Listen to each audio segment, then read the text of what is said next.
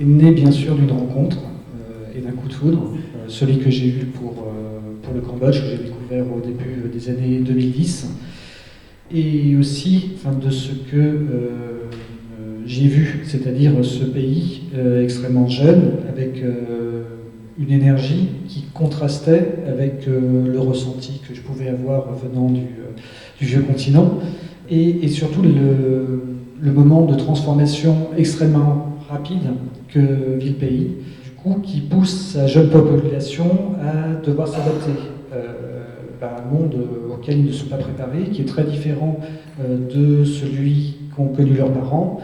Et cette question-là d'être projeté dans un monde étranger me parlait, et donc j'ai eu envie de faire cette sorte de photographie du pays et de sa jeunesse à un moment donné qui est celui du tournage en 2019.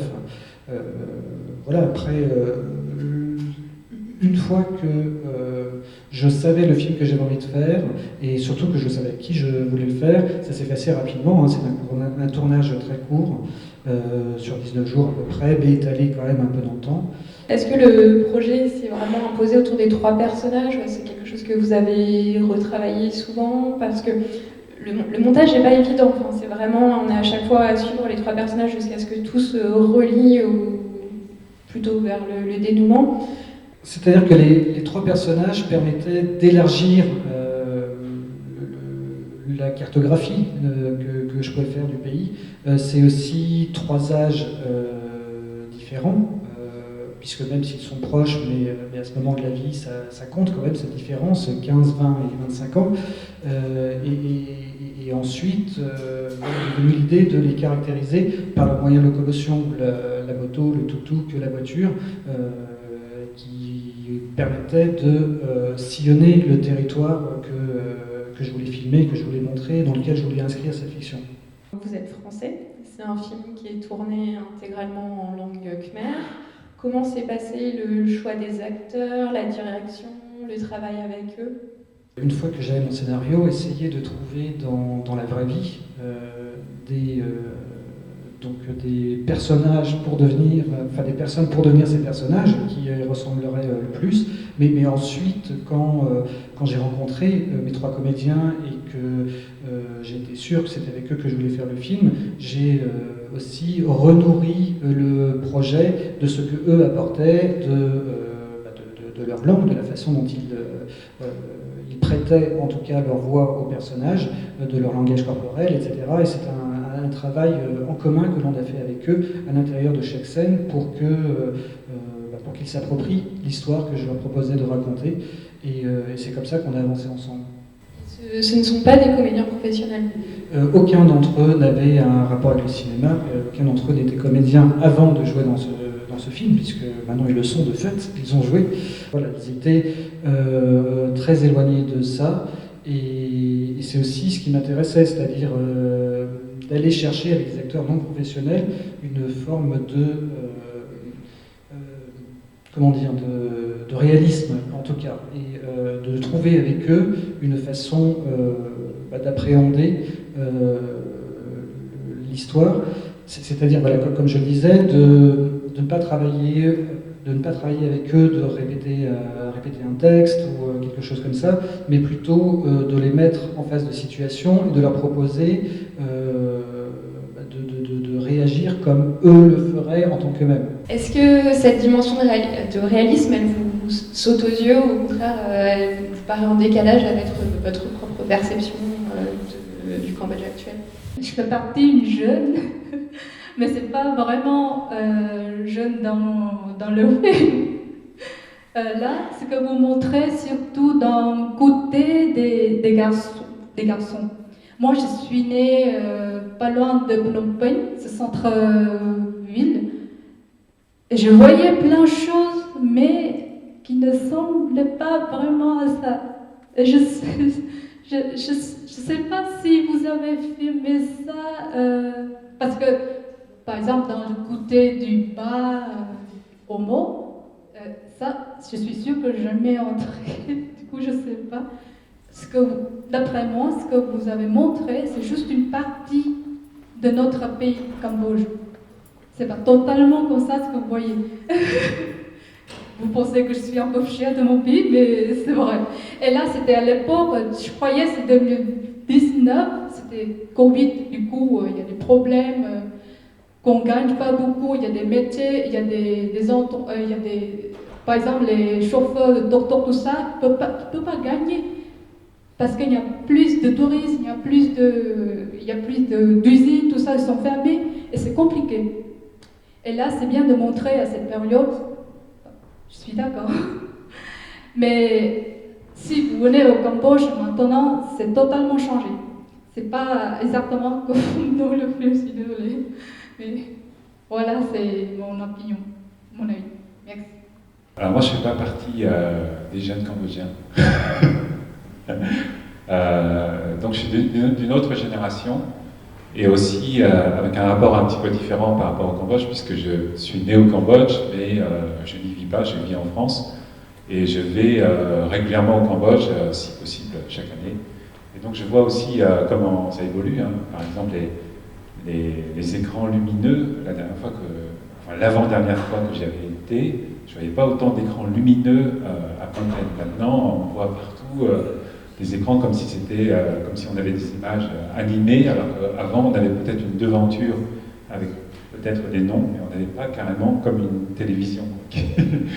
Donc c'est un pays qui change beaucoup.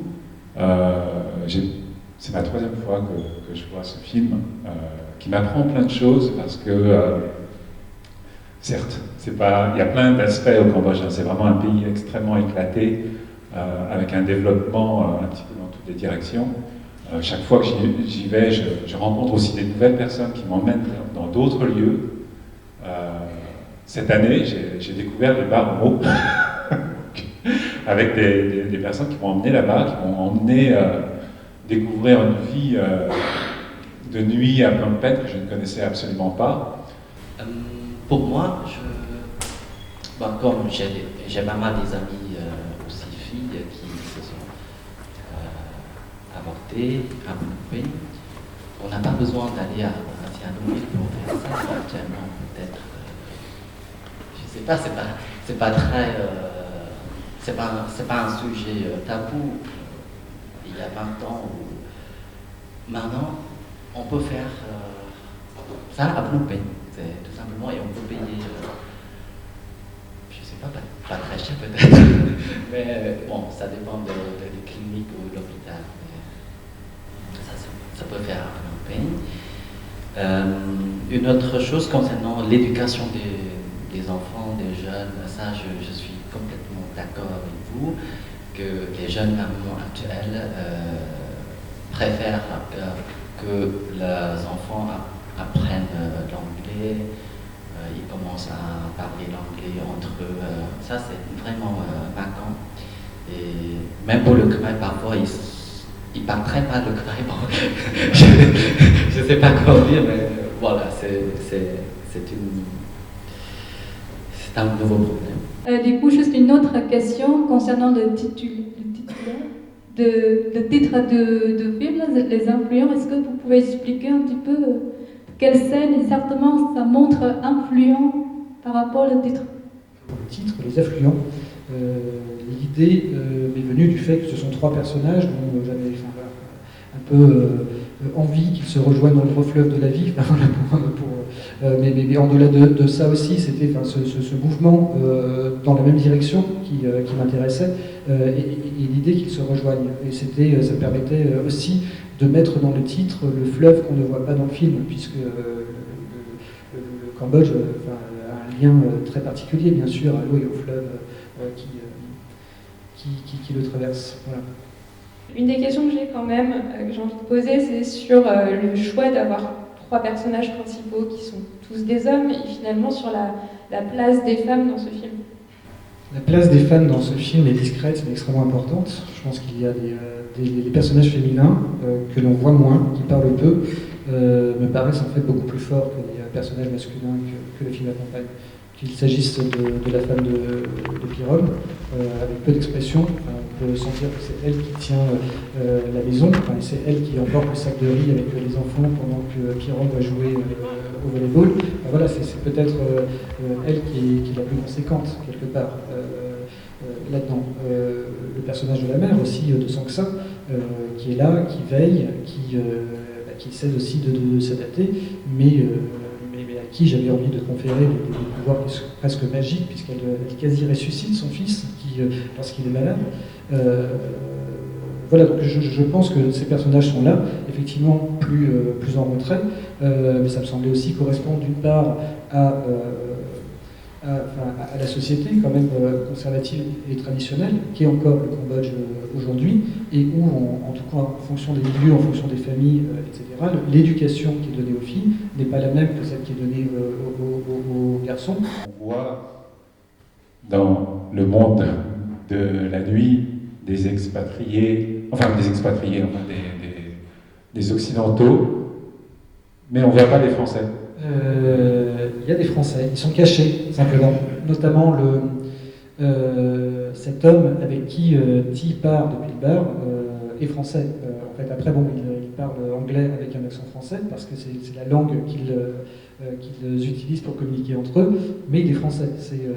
C'est un expat français. Alors après, de la même manière que j'ai pas fait un film sur le Cambodge qui montre ce qu'est le Cambodge, etc., j'ai fait un film au Cambodge et qui montre un certain Cambodge, celui que croisent à un moment ces personnages-là. De la même façon, c'est pas le portrait type de l'expatrié.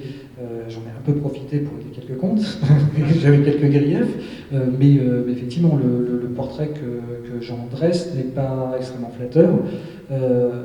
Et en même temps, il correspond à une réalité qui ne prend pas en compte toute la réalité des personnes qui peuvent y vivre, et heureusement, qui ne sont pas tous comme ça, mais en tout cas, il met en avant la tentation de jouir de l'exercice d'une domination financière, que j'ai beaucoup rencontré sur place, et de la part d'occidentaux notamment, mais qui du coup pouvaient découvrir et peut-être même rechercher une sorte de jouissance de la domination financière qu'il a été possible d'exercer sur place.